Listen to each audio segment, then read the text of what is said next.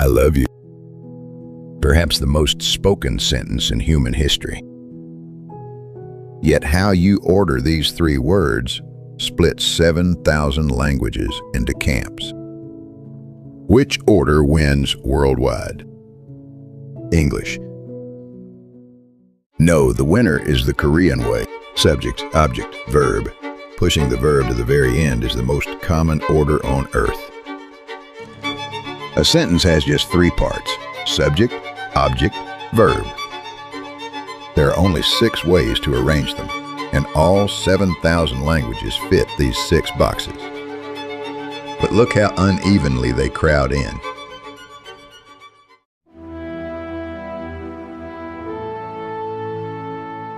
The object first boxes, for instance, sit nearly empty.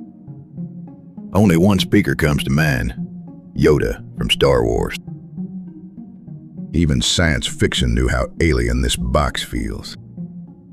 To build Klingon for Star Trek, a linguist deliberately chose the object-verb-subject order, almost absent from Earth, forging the most alien tongue possible. Even scholars long believed an object-first language simply could not exist. Then, in the 1960s, Ixcariana was found deep in the Amazon and overturned that certainty. So do English speakers truly prefer the verb in the middle? Asked to explain an event with gesture alone, no words, even English speakers signed woman, ball, throws verb, last. The same holds for brand new languages. Sign languages arising in deaf communities all begin with the verb at the end. One case stands out. In a Nicaraguan school in the late 1970s, deaf children invented an entire new sign language from scratch. And that newborn tongue, too, grew up placing the verb at the end. So verb-last may be our built-in default. And yet, if it is so natural, why did a full third of the world move the verb to the middle? Trouble comes when subject and object are both people. Push the verb to the end. Woman, man pushes, and who pushed whom becomes murky. So pulling the verb into the middle between subject and object fixes it. Woman pushes man, the verb splits the two, and the direction snaps clear. And experiments the same held. When confusion loomed, people moved the verb to the middle on their own. Word order, then, is a tug of war between two forces. One is the urge to name who acted first, the other, the need to keep meaning clear. On the SOV side, gather Korean, Japanese, and Turkish.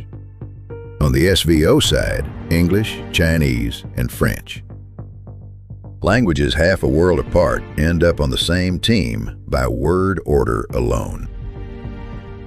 And the two camps share a secret agreement. Both put the subject first. In fact, over 80% of the world's languages lead with the subject.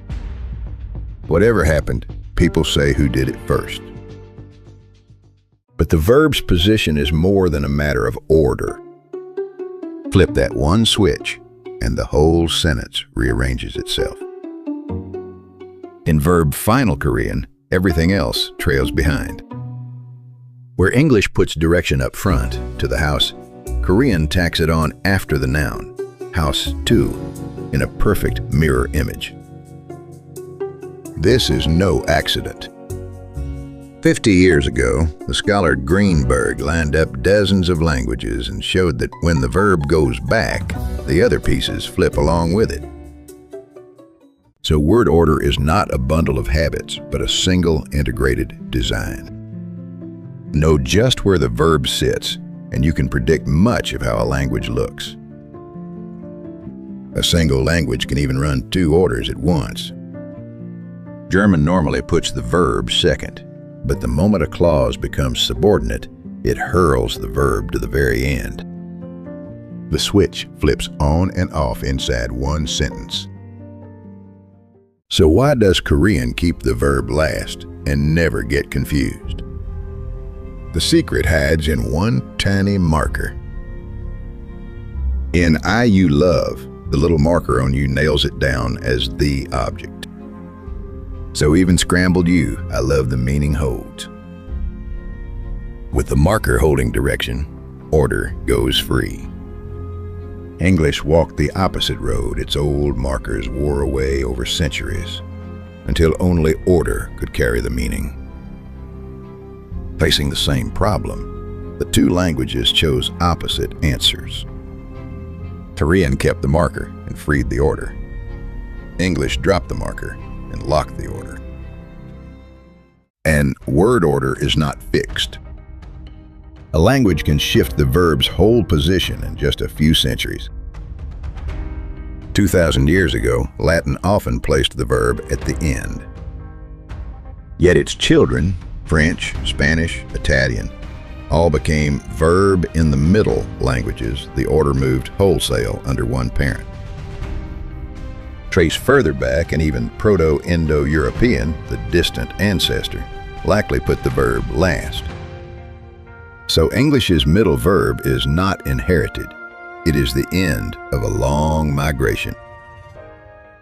Of course, some languages open with the verb itself: Irish, Welsh, and Classical Arabic. Ate the cat the fish, the verb holding the door. Here is one sentence in 3 orders, side by side: verb-last Korean, verb-middle English, verb-first Irish. See how one meaning flows so differently by order alone? Paint every order onto the world map, and a startling picture rises. Most of Asia and the Americas glow verb-last. Europe, China, and Africa split off in verb-middle color.